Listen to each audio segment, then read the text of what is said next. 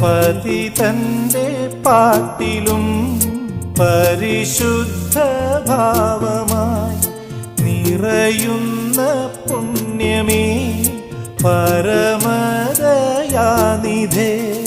ത്യാഗമായി സ്നേഹമായി ഏകരക്ഷാമാർഗമായി പാപഭൂമിൽ വീണു കേഴും ദുഃഖിതന്റെ നാഥനായി ഈ യാചന കേൾക്കുമോ, ഈ വേദന കാണുമോ? ശരണമേശുവിലനുദിനം ബലിയായി തിരുമുമ്പിൽ നൽകാം. അടിയന്റെ അനുതാപഗാനം